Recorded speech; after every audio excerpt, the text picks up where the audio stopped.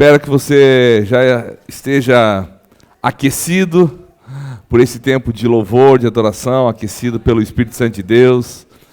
Espero que isso, a gente vai chegando nesse tempo de frio mais crítico, assim, A gente sempre tem aquela conversa que é meio a conversa de praxe, Ah, que frio, Tipo, todo ano é a mesma coisa, A gente tem Rio Grande do Sul, a gente tem aquele momento de calor intenso e frio intenso, mas a gente sempre parece que é surpreendido por isso, Então, estamos nessa fase. Amém, amém. Esse equipamento que eu acho que hoje, a maioria de nós, ou todos nós, temos, hoje até os nossos pequeninos já fazem uso de um celular, Hoje, praticamente, para alguns, é imprescindível, Você não ter um aparelho desse aqui, deixa você, às vezes, numa saia justa. As suas senhas estão aqui, o seu acesso a banco, Hoje, a gente não usa mais dinheiro, praticamente. É Pix, é transferências, Hoje, está tudo aqui. Essa é a verdade. Se eu perguntar para alguém aqui, me diga 5 números das pessoas mais próximas de você, vai ser muito raro aqui as pessoas vão lembrar de 5 números. Você tem uma ideia, o último número que eu lembro da minha esposa deve fazer uns 5 anos que ela não usa mais. Porque ainda era na época que eu precisava lembrar do número para ligar de outros lugares. Hoje você não liga mais de outros lugares. Você só usa isso aqui. Não é verdade? Então, eu e você temos que concordar que é uma ferramenta fundamental. É extremamente necessário. Hoje a gente, com facilidade, quando está meio perdido, a gente entra num Waze lá, já se encontra. Quando a gente está com dúvida de alguma situação, para não falar bobagem, a gente entra num Google lá. Às vezes fala igual, mas pelo menos com... E essa é a realidade, que hoje a gente quase não consegue imaginar uma vida sem o uso de um aparelho como esse. Mas esse aparelho, por mais funcional que seja na nossa vida, ele tem um problema. Qual o problema? Principalmente da marca iPhone. Qual o problema que ele tem? Bateria, A gente sempre precisa ir lá e plugar ele na tomada. Então, isso aqui muito provavelmente nunca vai ser autônomo. Nunca, o dia que existir um celular que funciona a vida inteira sem ligar na luz, não compra de maneira nenhuma, porque deve ser um tipo de energia atômica ali, aquilo ali vai ser uma bomba na tua mão, Mas precisa plugar, precisa carregar, precisa dar um tempo ali de carga, e não muito diferente somos nós, muito funcionais. Você é uma ferramenta extraordinária, você tem tantas habilidades, você tem tantas aplicações, você resolve o problema de tanta gente precisa de você, mas você precisa carregar. Você não é completamente autônomo. Você não vive a vida sempre sem precisar se conectar, se carregar. A grande questão é que quando Deus vai falar sobre como nós nos carregamos, Ele vai dizer que nós nos carregamos através de uma prática. De uma prática que é comum, é mencionada por todos nós. E se eu perguntar aqui, quem ora? Talvez todo mundo vai levantar a mão, até o que não ora vai levantar a mão. Em algum momento eu oro. E a oração é a forma como nós somos carregados, energizados, a forma como nós somos renovados, a forma como Deus escolheu, na sua infinita sabedoria e no seu perfeito plano, a forma como Ele escolheu para que eu e você sejamos nutridos. É a vida de oração. Agora, se eu olho para trás, por exemplo, na minha história, eu vou perceber que na minha infância eu quase nunca orei, ou raramente orei, nem lembro se eu orei quando eu era pequeno. Na minha juventude, talvez em momentos de muito desespero, eu em algum momento clamei por Deus, mesmo não entendendo muito bem o que se passava, quem era Deus, como as coisas funcionavam. E depois que eu converti, eu comecei a desenvolver uma vida um pouco mais comprometida de oração. Mas mesmo em todo esse tempo, e pelo menos nesses 25 anos de conversão minha, eu percebo que as minhas orações sempre tiveram uma tendência, ou foram tendenciosas a orações seguras. Orações seguras. E são orações seguras que nós, a maioria de nós aqui, somos acostumados a fazer. Orações do tipo: Senhor, abençoa a minha casa. Orações do tipo: Senhor, abençoa o meu dia. Essas orações são seguras, né? Será que existe a possibilidade de Deus nos abençoar com alguma coisa ruim? Sim ou não? Não. A Bíblia diz que nós, sendo maus, nós sabemos dar boas coisas aos nossos filhos. Que dirá o nosso Deus, que é bom, perfeito. A vontade dele para mim e para você é boa, é perfeita, é agradável. Quando nós oramos dessa forma segura, dizer: Deus abençoa a minha vida, abençoa a minha casa, é extremamente seguro. Porque Deus vai abençoar a nossa vida, é do seu caráter, é de quem Ele é, da sua essência. O problema é que, às vezes, as nossas orações se resumem a essas orações seguras. Abençoa a minha vida, abençoa a vida da minha família, abençoa o meu vizinho, abençoa o meu trabalho, abençoa o meu cachorro, abençoa a minha igreja, abençoa isso, abençoa aquilo, abençoa as nações, abençoa os necessitados, abençoa... E a gente começa a fazer essas orações: Senhor, como aquela família precisa de Ti, vai lá. Como aquela família precisa de um milagre Teu, vai lá. São orações seguras. Só que a Bíblia fala de um tipo de oração que são orações perigosas. E é sobre isso que eu queria falar nessa noite. O título dessa mensagem nessa noite é Oração Perigosa. E a Bíblia é carregada de orações perigosas. Orações do tipo: Senhor, envia-me. É um perigo você dizer: Senhor, envia-me. Orações do tipo, como a gente encontra lá no Salmo 139, Senhor, sonda-me. Esquadrinha os meus rins. Você teria coragem de hoje dizer para o Senhor, sabendo quem Deus é, sabendo que Ele é aquele Deus que não vê o externo, mas Ele vê o mais profundo do nosso ser, sabendo que Deus é aquele que sonda o secreto, sabendo que Deus é aquele que prescruta, sabe, o íntimo. Você teria coragem de dizer hoje para Deus: Senhor, sonda-me. São orações perigosas. Envia-me.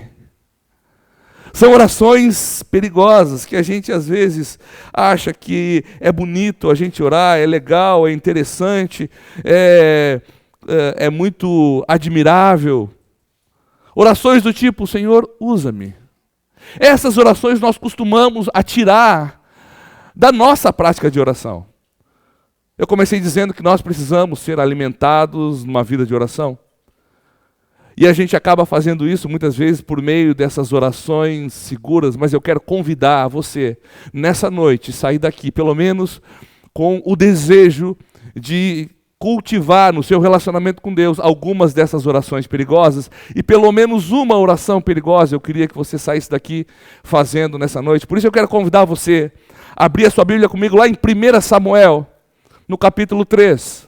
1 Samuel, capítulo 3. Conta a história de um jovem de 11 a 13 anos, não se sabe exatamente, que ele fez uma das orações mais perigosas que se pode fazer.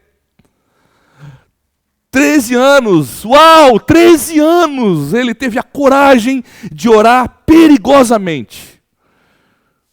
Às vezes a gente acostuma com uma vida, vamos ser honestos, e depois o pessoal edita, não tem problema, mas a gente acostuma com uma vida chata.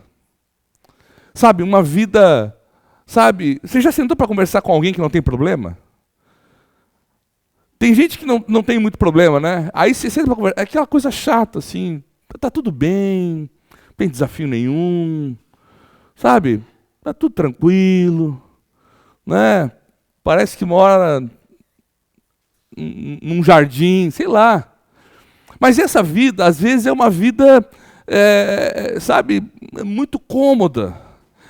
E essa vida, ela parece que ela não está muito conectada com aquilo que nós encontramos nas Sagradas Escrituras. A verdade é que nós encontramos na vida do cristão muito mais uma vida que está para batalhas, uma vida que está para desafios, uma vida que está para guerras, uma vida que está para lutas, do que uma vida que está para aquele mar calmo, sabe? Muito mais.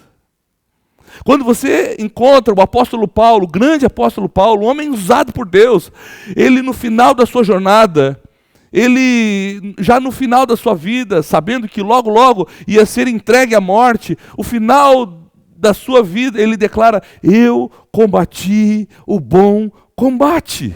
Que maravilha é a gente saber que, a despeito de termos muitos combates, nós somos capacitados por Deus para combater cada um deles, e nós vamos poder olhar para trás e dizer: foram bons combates.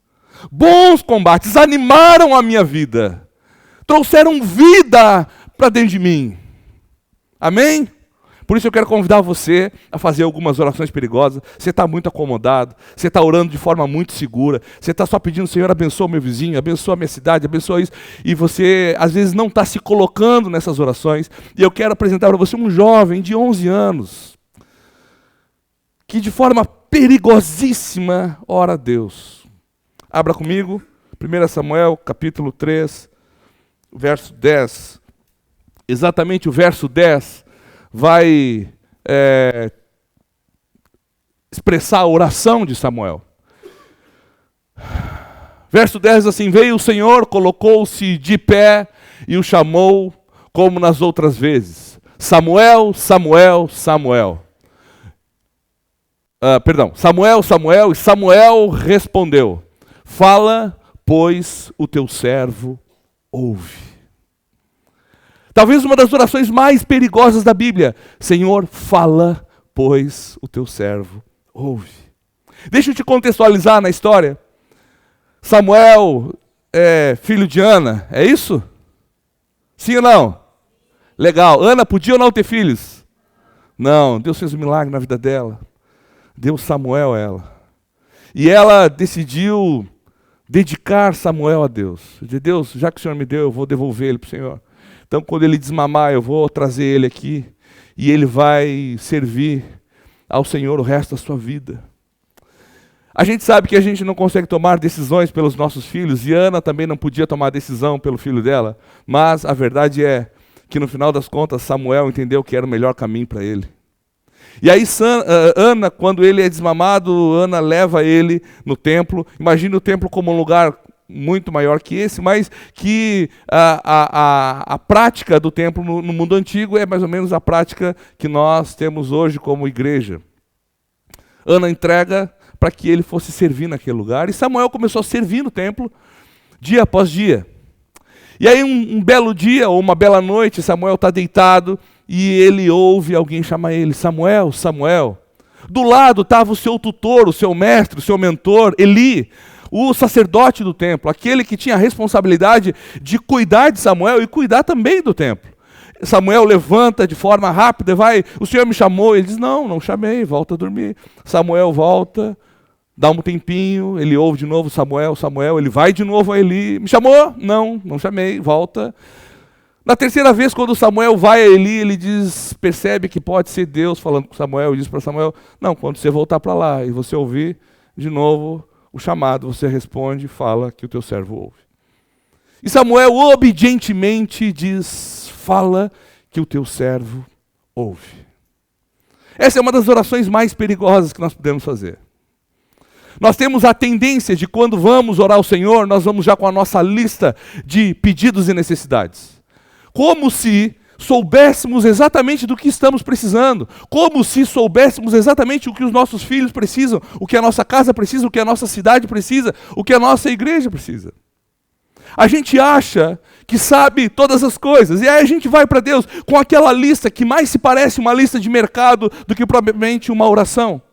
E nós vamos para Deus e dizemos: Deus, olha isso, eu preciso da tua intervenção, eu preciso que o Senhor se manifeste aqui, eu preciso que o Senhor vá ali, eu preciso que o Senhor faça isso, toque o coração daquela pessoa. E a gente começa a orquestrar a ação de Deus. Tem alguma semelhança isso com a sua vida? Misericórdia, porque é assim que nós fazemos. Mas agora Samuel, ele assume uma outra postura, e ele vai diante de Deus com uma folha em branco e dizendo: Senhor, fala que o teu servo ouve. Eu estou disposto a ouvir a sua voz. Eu estou disposto a ouvir a sua orientação. Eu estou disposto a ouvir o que o Senhor tem a dizer. Não o que eu quero ouvir, não o que eu acho que é melhor para mim, mas o que o Senhor tem a dizer para a minha vida. E o que é interessante é que a gente precisa entender que Deus fala. Às vezes Deus pode falar, como foi aqui com Samuel, de uma forma extraordinária, sobrenatural. Foi algo, sabe, que provavelmente não tenha acontecido com muitos aqui, ou talvez com nenhum aqui, de uma forma como foi com Samuel. Mas Deus é soberano e pode falar assim. Pode falar de forma audível. Pode. Mas pelo menos nas Sagradas Escrituras e na nossa vida, nós vamos constatar pelo menos 3 outras maneiras como Deus fala, e eu quero trazer essas evidências. A primeira forma é Deus fala através da sua palavra. É fundamental eu e você sabermos que Deus fala através da sua palavra. Prioritariamente, a forma como Deus escolhe se revelar é em Jesus e na sua palavra. Eu tenho certeza que você já viveu aquela experiência de que está carregando aí no seu coração uma dúvida, um questionamento, um dilema, e aí você senta para fazer uma leitura bíblica e parece que aquilo salta aos seus olhos como se fosse a resposta exata da sua dúvida. Ou talvez você chega num lugar como esse, durante a tarde conversou sobre algumas coisas, aí você chega num lugar como esse e a mensagem que é pregada parece que vai direto ao encontro da sua dúvida. Deus fala através da sua palavra. Então nunca deixe de lado a palavra de Deus, porque Deus fala através dessa palavra. Deus fala também através das circunstâncias. Agora, um pouco antes, estava conversando com uma irmã, e ela estava com um dilema no coração sobre servir. E aí ela comentando comigo que no dia que ela decidiu servir, ela chegou aqui e ela ouviu uma palavra sobre servir. E aí parece que tudo foi uma coisa arquitetada, uma circunstância se armou para dizer: eu estou falando com você, minha serva. Faça isso. Eu imagino que você já deve ter vivido aquela experiência de ter planejado ir até um lugar e aí, por algum motivo, não dá certo. Aí você precisa ou ficar ou ir a outro lugar. E nesse ficar ou ir a outro lugar, você acaba sendo resposta de socorro para alguém. Já viveu uma experiência assim? Ou você vive aquela experiência onde você é livre de alguma situação que acontece? Deus fala através das circunstâncias. Você está atento às circunstâncias? Você está atento ao que está acontecendo à sua volta? Ou você vai vivendo a vida como se nada dissesse respeito a você? Deus fala através do seu espírito.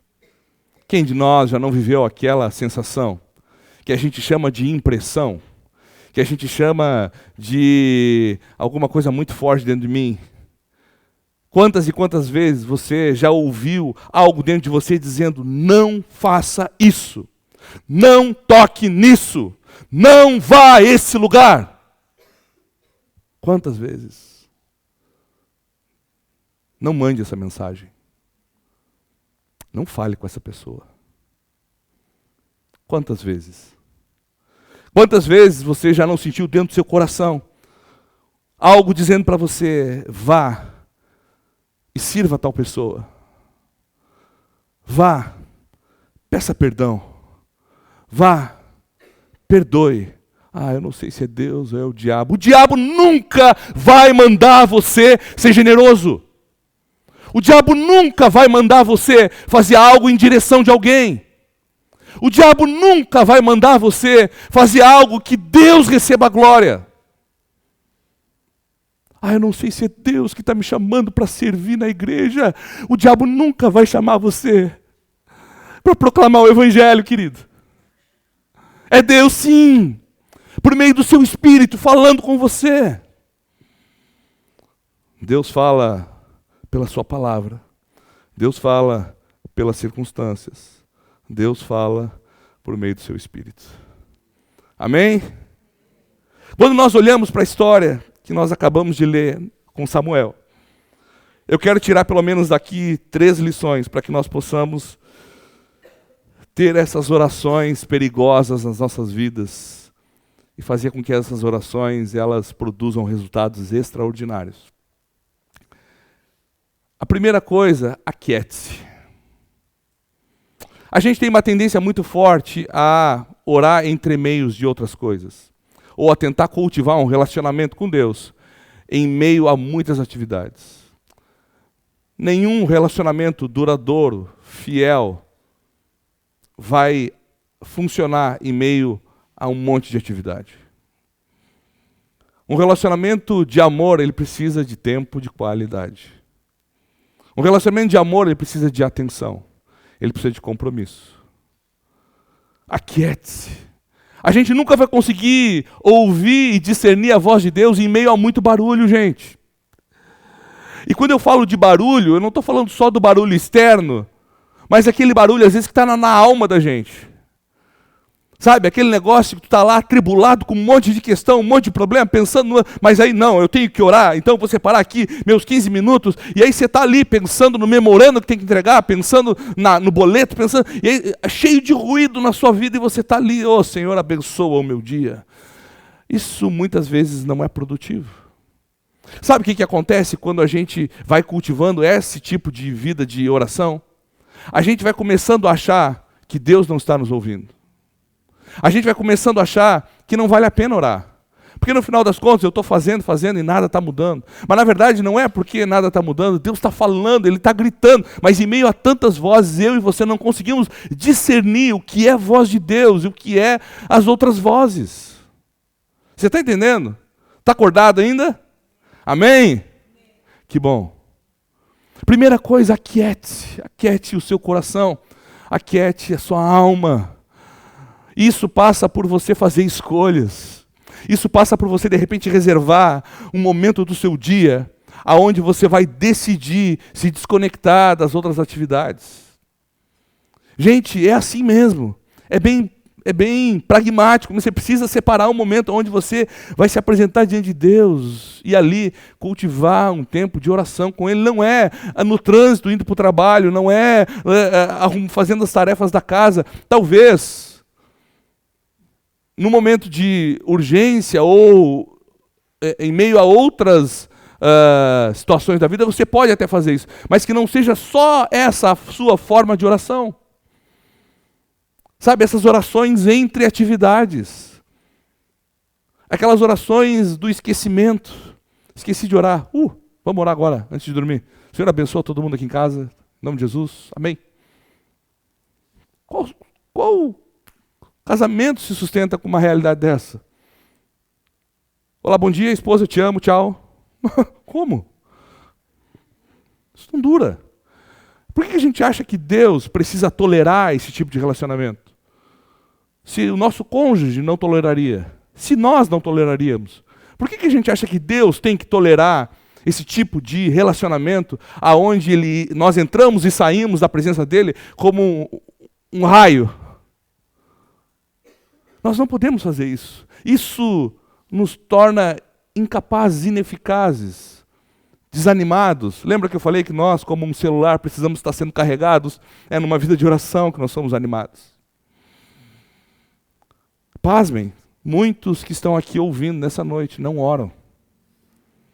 Pasmem, muitos líderes evangélicos hoje não oram. Pasmem, muitos pastores não oram. As orações estão muito mais assemelhadas a rezas prontas do que propriamente uma relação de intimidade e devoção a Deus. É triste, mas é verdade isso. É triste, mas é verdade. Às vezes nós estamos em momentos de oração. Alguém quer oração? Aí alguém diz, eu quero oração. Uau, que bênção, pessoa humilde. Eu gostaria que orasse pelo vizinho da minha irmã, pelo primo da minha tia. Sabe aquele negócio que parece até ser uma pessoa muito preocupada com os outros, mas na verdade, esse desejo de essas orações distantes, é quase como um grito dizendo: quanto mais distante eu mantiver Deus de mim, melhor. Eu quero Ele trabalhando lá, eu quero Ele fazendo lá, eu quero Ele mudando a minha casa, a minha família, a vida do meu esposo, da minha esposa, dos meus filhos, mas a minha vida eu sei como conduzir. Porque o silêncio, gente, a gente não fala amém nessas horas, né? A gente tem um problema sério com isso, né? Mas a grande questão é: aquiete. Eu gosto do Salmo 46, pelo menos na versão que não a NVI, na versão NVI, o salmista diz: parem de lutar e saibam que eu sou Deus. Mas outras versões dizem: aquiete-se e saibam que eu sou Deus.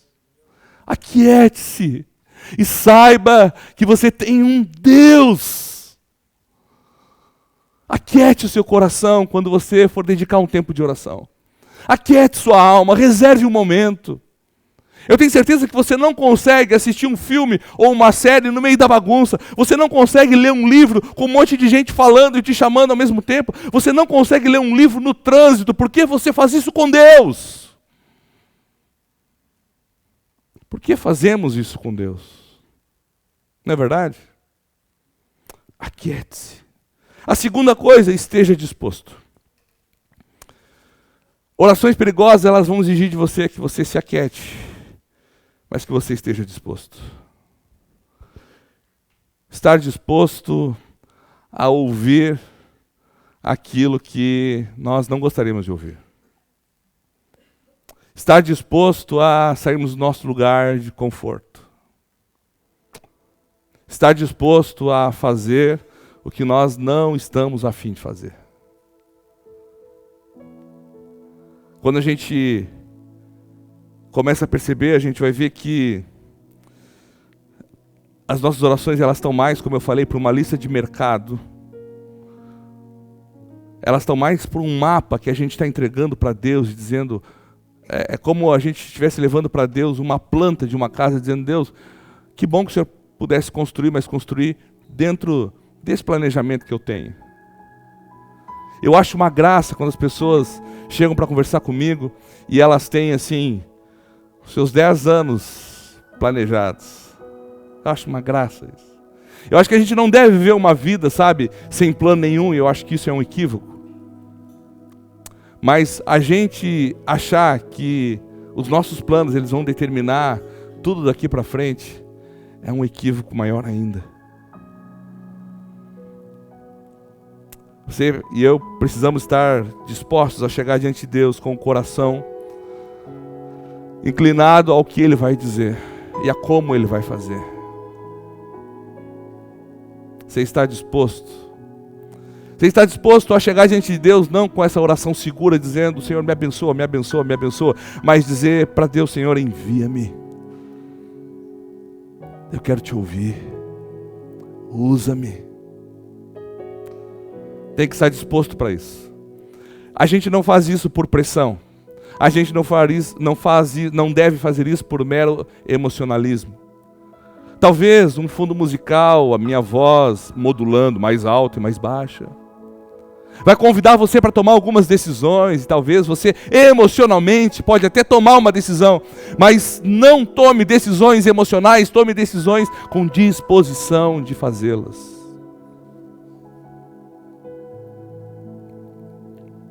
Por fim, a gente precisa se fazer a pergunta: nós estamos dispostos a fazer aquilo que Ele quer e está me orientando a fazer?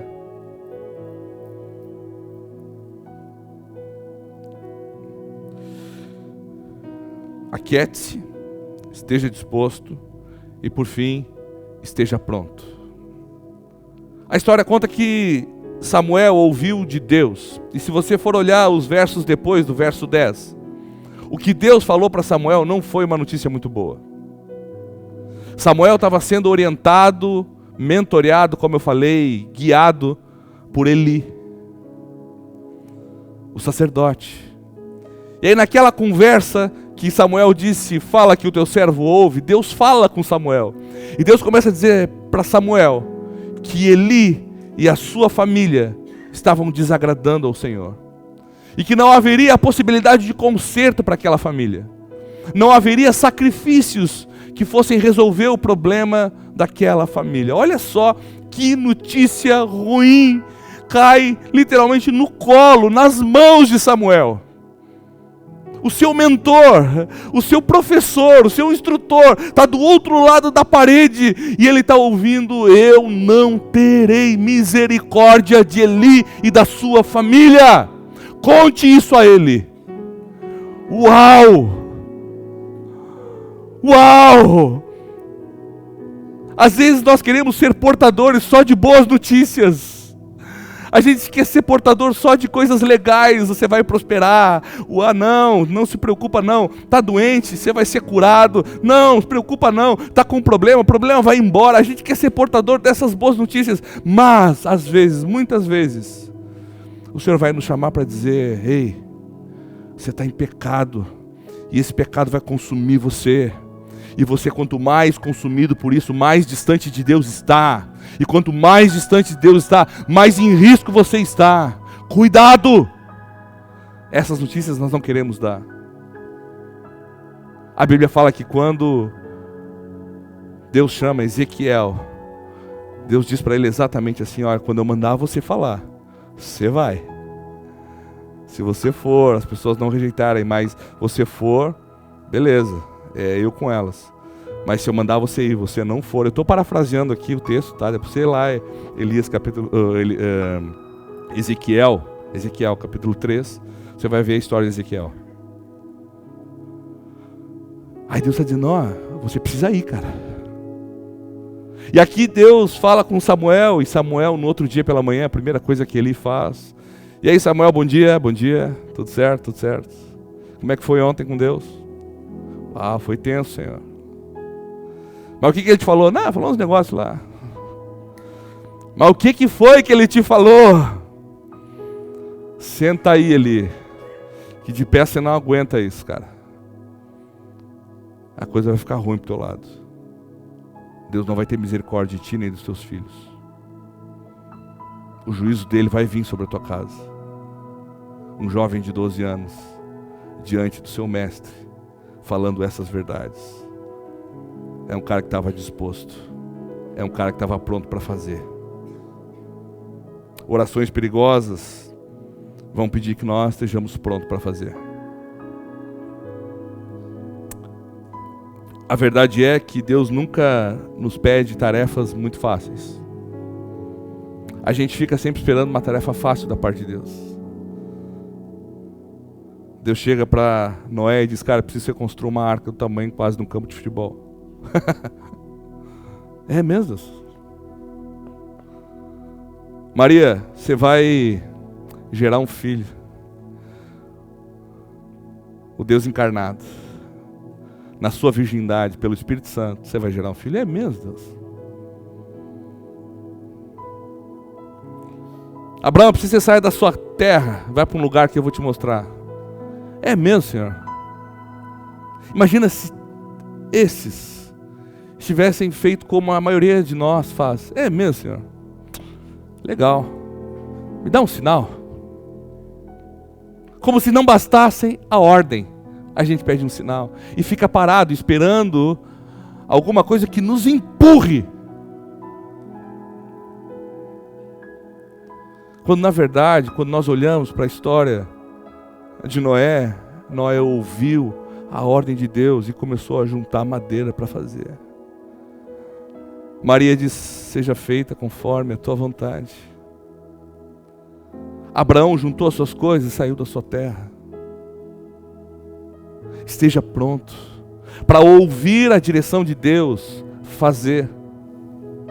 Agora, imagina que essas pessoas que eu citei, se elas não tivessem dispostos a fazer o que elas ouviram a fazer. Imagina se Samuel, ouvindo de Deus o que ele acabara de ouvir, não contasse a Eli o que ele tinha acabado de contar.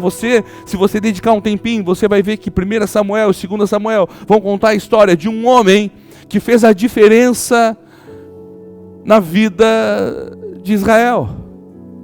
Um homem que escolheu reis e depôs reis.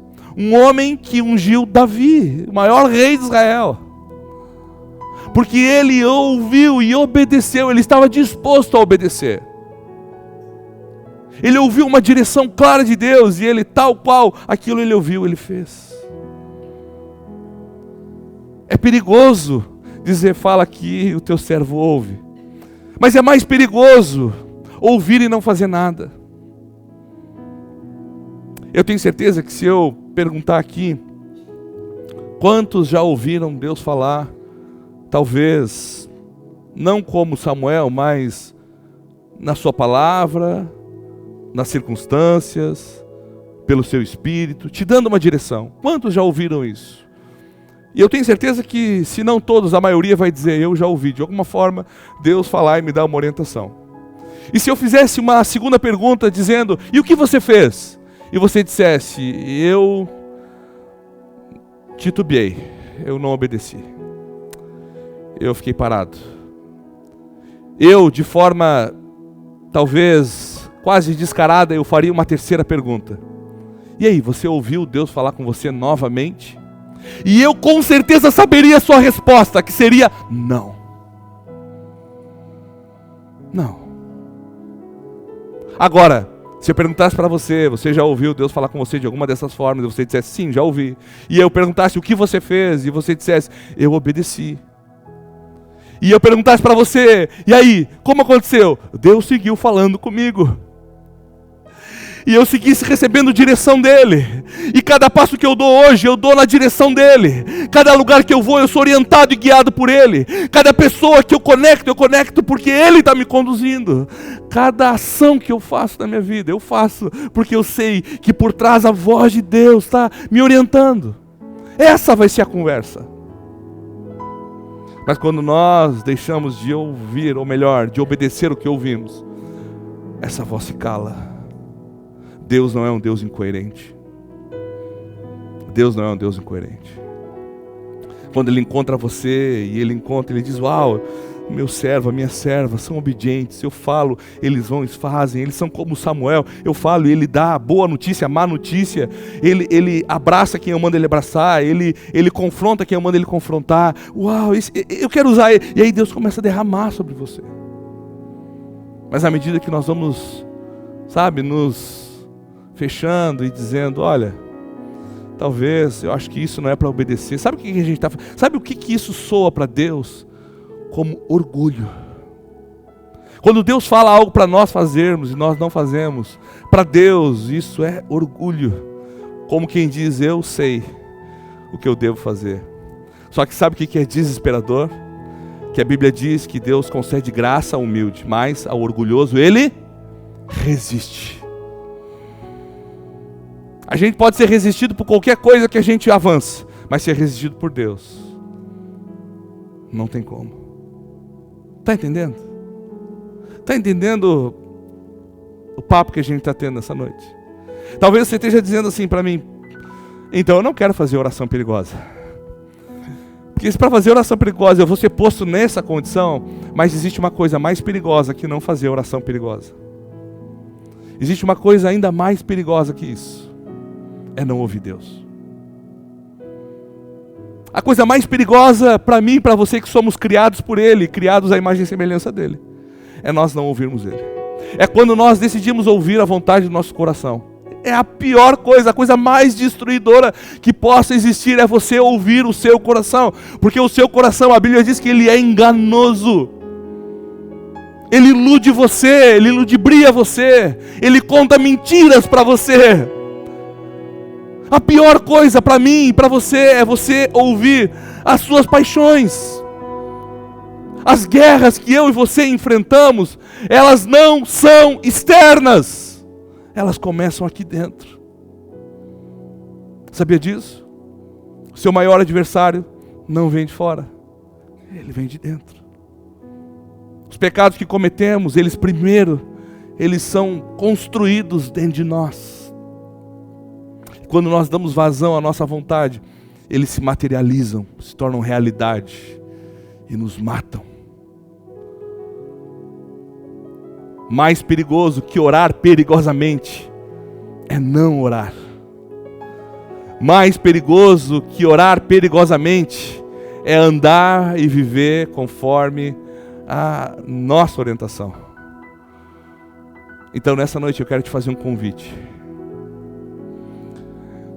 Não corra riscos. Ore perigosamente. Se você não quer correr risco, ore perigosamente. Ore pedindo para que Deus fale com você. Chegue a Deus com um papel em branco dizendo: Deus, fala, me dá direção, me orienta, me conduz. Como eu faço? Eu estou numa situação que eu não sei para onde eu vou. Eu me enfiei num problema que eu não consigo mais sair. Me diz como fazer. Mas chegue lá, sabe? Como eu falei, de forma onde você reserve um tempo para isso. Chegue lá com disposição. Chegue nesse encontro com Deus com um coração pronto para quando Ele der a ordem, você levantar dali e fazer aquilo que Ele mandou você fazer.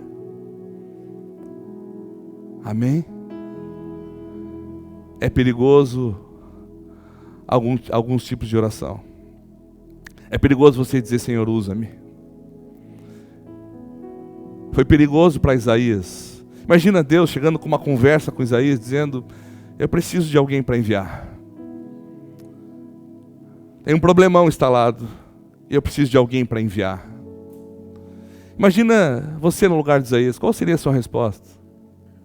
É mesmo, Deus? Vamos orar para o Senhor levantar alguém então. A gente faz isso, a gente ri, mas a gente faz isso, gente. A gente começa a ver agora vem frio, né? A gente começa a ver as carências da nossa cidade, as carências das pessoas na periferia. Aí a gente começa a dar ideias. Quem sabe a gente fazer alguma coisa. Vamos orar para o Senhor levantar alguém para fazer alguma coisa. Ele está levantando você está vendo. Ele está falando com você. Esteja pronto para dizer: ei, eu vou arregaçar as mangas e eu vou fazer alguma coisa. Vou fazer alguma coisa. Eu vou socorrer alguém. Eu vou levar um cobertor para alguém. Eu vou levar um prato quente para alguém. E junto com esse prato quente, junto com esse cobertor, junto com esse abraço, eu vou levar o evangelho da salvação. Amém? É assim, irmãos. É assim, Senhor, usa-me, envia-me, fala comigo. Não é fala com o Vitor. É que legal que Deus fale com o Vitor, mas o meu trabalho é ajudar o Vitor a dizer: Senhor, fala comigo. Uma quantidade de casamento está acabando, porque chega: pastor, meu marido não quer nada com Deus. Pastor, minha esposa não quer nada com Deus. Está em você? Estamos aí, né?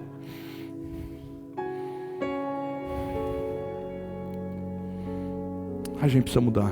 A gente precisa ouvir o Senhor. Eu quero convidar vocês a se colocar de pé. Eu quero orar com você nessa noite.